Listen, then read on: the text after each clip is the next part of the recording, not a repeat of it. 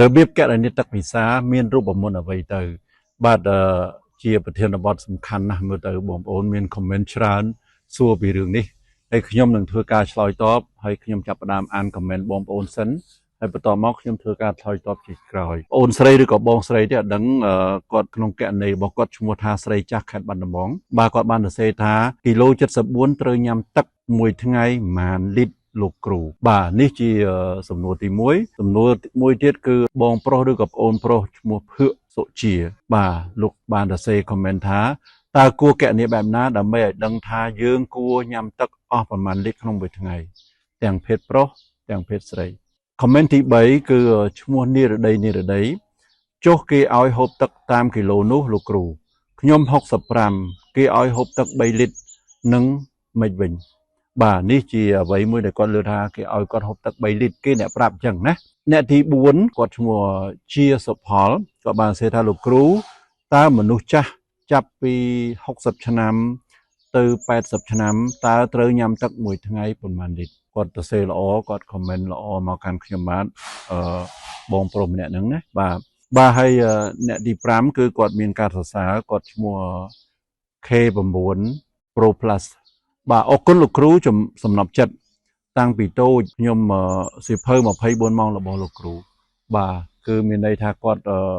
តាំងពីក្មេងមកគាត់ចូលចិត្តអានសៀវភៅខ្ញុំបាទនេះបាទ24ម៉ោងដើម្បីសុខភាពល្អបងប្អូនខ្ញុំទៅសេ20ឆ្នាំជាងហើយអញ្ចឹងនេះជាសំណួរដែលបងប្អូនលោកបានសួរមកកាន់ខ្ញុំបាទខ្ញុំសូមផ្ដល់ចម្លើយសង្ខេបដើម្បីឲ្យបងប្អូនងាយយល់ពិតចម្លើយខ្ញុំវែងណាបងប្អូនប៉ុន្តែខ្ញុំមិនឆ្លើយវែងពេកទេខ្ញុំឆ្លើយសង្ខេបដើម្បីបងប្អូនយកទៅអនុវត្តបន្តតែម្ដងបាទតើតើនឹងការទទួលទានទឹកនោះបងប្អូនមានលក្ខណៈងាយបាទប៉ុន្តែវាមានភាពស្មុគស្មាញណាស់ក្នុងការកណនីបាទពិបាកហើយយើងអញ្ចឹងហើយបានយើងឃើញអ្នកជំនាញសប្តាហ៍ថ្ងៃនេះនិយាយខុសគ្នាគឺអ្នកនេះនិយាយចេះអ្នកនេះនិយាយចុះដោយសារអីអាចថាគាត់មើលសភៅនោះទៅគាត់យកមកថាគាត់មើលឯកសារនោះទៅគាត់យកមកថាអញ្ចឹងឯកសារខ្លះគឺជាឯកសារមិនត្រឹមត្រូវឯកសាររបស់អ្នកលក់ផលិតផលទឹកឯកសាររបស់អ្នកលក់ផលិតផលអីផ្សេងប្រឆាំងជាមួយនឹងទឹកអញ្ចឹងមានការលើកឡើងផ្សេងគ្នាខ្ញុំលើកឡើងជាលក្ខណៈជំនាញប្រកបណាស់បងប្អូនការទទួលទានទឹកនឹងវាអាស្រ័យទៅលើបុគ្គលវាអាស្រ័យទៅលើកត្តាផ្សេងទៀតខ្ញុំបានជំរាបជូនបងប្អូននៅក្នុងវីដេអូខ្ញុំមុនហើយបាទបងប្អូនទៅមើលទៅនៅក្នុងបណ្ដាញសង្គមរបស់ខ្ញុំបាទ Dr. លីជីហ៊ុយ Facebook Page TikTok បាទ YouTube Channel បាទសូមបងប្អូនទៅមើលហើយ Subscribe Follow ម្នាក់មួយដើម្បីទទួលព័ត៌មានបាទបងប្អូនវាអាស្រ័យខ្លាំងណាស់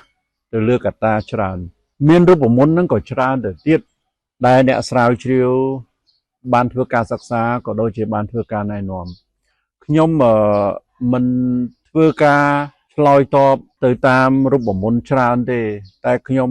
ដើម្បីឲ្យស្រួលខ្ញុំព្យាយាមសំយោគធ្វើរូបមន្តមួយដើម្បីឲ្យបងប្អូនលោកអាចស្រួលយកទៅប្រើប្រាស់ហើយដែលជារួមគឺមានលក្ខណៈមួយស្រួលសម្រាប់បងប្អូនគឺវាខុសគ្នាទៅតាមបុគ្គលទៅតាមទម្ងន់ខ្លួននិងទៅតាមកត្តាផ្សេងទៀតបាទខ្ញុំយកតែ3ចំណុចហ្នឹងទេទៅតាមទម្ងន់ខ្លួនរបស់គាត់ហើយនិងកត្តាផ្សេងទៀតដើម្បីឲ្យបងប្អូនស្រួលអនុម័តធំជាងគេគឺទម្ងន់ខ្លួនអញ្ចឹងខ្ញុំបង្ហាញរូបមន្តតែមួយទេប៉ុន្តែវាមានលក្ខណៈស្រួលបាទទី1បងប្អូនស្គាល់តែទម្ងន់ខ្លួនបានហើយបន្ទាប់មកបងប្អូនដឹងថាខ្លួនឯងជាបុគ្គលយ៉ាងម៉េចជាអ្នកដែលធ្វើសកម្មភាពផ្លូវកាយជាអ្នកដែលមិនធ្វើសកម្មភាពផ្លូវកាយហើយក្នុងអាកាសធាតុធម្មតាឬក៏អាកាសធាតុក្តៅយ៉ាងជាដើមខ្ញុំសូមញែកជា3ចំណុចទី1គឺបងប្អូនចង់ដឹងចំនួនទឹកឬក៏បរិមាណទឹកដែលបងប្អូនទទួលទានគឺបងប្អូនយកទម្ងន់ខ្លួនរបស់បងប្អូនដែលគិតជាគីឡូក្រាមគុណជាមួយនឹង30មីលីលីត្រមានន័យថាបងប្អូនយកលេខ50គុណជាមួយនឹង30ឧទាហរណ៍បងប្អូនទម្ងន់50គីឡូក្រាមបាទខ្ញុំមិនលើកយកលេខដែលបងប្អូនបានសួរមិញថា64គីឡូអីចឹង74គីឡូអីចឹងកុំឲ្យពិបាកគុណលេខខ្ញុំលើកបងប្អូនអាចទៅគុណខ្លួនឯងយកប៊ិចកត់ទៅយកគុណខ្លួនឯងអញ្ចឹងបើសិនជាបងប្អូនទម្ងន់50គីឡូក្រាមបងប្អូនគុណនឹង30មីលីលីត្របងប្អូននឹងឃើញ1500មីលីលីត្រ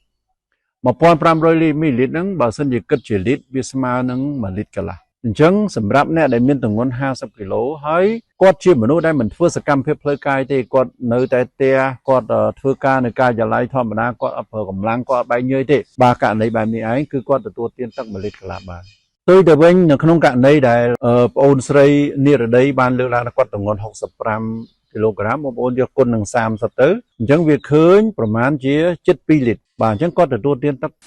ประมาณជា2លីត្រនឹងទៅបានហើយបាទអានឹងគឺគ្រប់គ្រាន់ហើយអាចឆ្លើយតបនឹងគាត់ក្នុងករណីដែលគាត់មិនធ្វើកិច្ចការងារទេក្នុងករណីដែលគាត់មនុស្សមិនសកម្មភាពផ្លូវកាយចំណុចទី2ដែលពេលដែលគាត់ជាមនុស្សសកម្មជាមនុស្សធ្វើការប្រើកម្លាំងជាមនុស្សធ្វើសកម្មភាពច្រើនអាចបែកញើសខ្លះពេលនេះអាចយកទម្ងន់ខ្លួនរបស់គាត់គុណជាមួយនឹង35មីលីលីត្របាទអញ្ចឹងបើសិនជាគាត់ទម្ងន់50គីឡូក្រាមគុណនឹង35មីលីលីត្រគឺបាន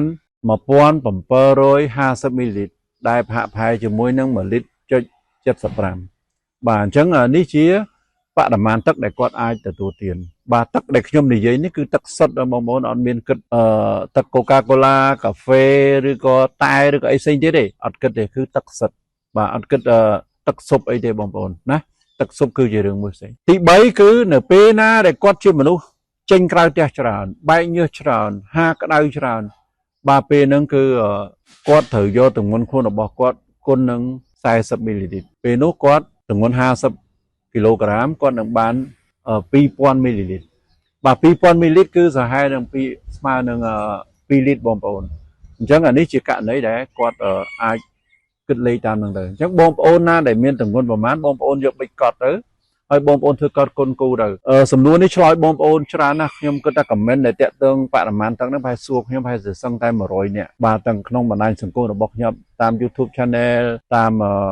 Facebook Page ហើយនិង TikTok Dr. Lee ជាមួយខ្ញុំផ្ទាល់តែម្ដងអញ្ចឹងបងប្អូនសាកគណនាទៅចំណុចមួយទៀតខ្ញុំចង់បន្ថែមនេះបើសិនជាសីតុណ្ហភាពនៅខាងក្រៅវាម្ដុំ37អង្សាសេទេបងប្អូនបើសីតុណ្ហភាពលើសពី38អង្សាសេបាទហ្នឹងបងប្អូនត្រូវថែម1អង្សាសេគឺបងប្អូនត្រូវថែមប្រមាណជាកន្លះលីត្រអញ្ចឹងនៅពេលណាសីតុណ្ហភាព39បងប្អូននៅក្រៅផ្ទះបងប្អូនគុណលេខក្រៅផ្ទះទៅបងប្អូនត្រូវថែមកន្លះលីត្រទៀតបើ40បងប្អូនត្រូវថែម1លីត្រទៀតចឹងជាដើមហ្នឹងអញ្ចឹងចំនួនទឹកដែលទទួលទានគឺអាស្រ័យទៅលើបុគ្គលដែលនៅក្រៅផ្ទះឬក្នុងផ្ទះអញ្ចឹងហើយបានខ្ញុំលើកលេខមូលជូនបងប្អូនសម្រាប់ថា1លីត្រកន្លះទៅ2លីត្រកន្លះហ្នឹងបងប្អូនអាចទទួលទានបានហ្នឹងគឺបងប្អូនមិនបាច់គុណមិនបាច់អីទេអាហ្នឹងជាមធ្យមហើយប៉ុន្តែបើបងប្អូនខាងលម្អិតមែនតើបងប្អូនអាចធ្វើតាមរូបមន្តដែលខ្ញុំបង្ហាញប្រាប់ហើយបើនៅតែឆ្ងល់ទេបងប្អូនអាច comment នៅក្នុងវីដេអូខ្ញុំនឹងធ្វើវីដេអូផ្សេងក្រោយជំរាបជូនបងប្អូនទៀតតាក់ទងជាមួយនឹងចម្ងល់ផ្សេងៗទៀតសូមមើលនៅវីដេអូថ្ងៃស្អែកបងប្អូនបាទ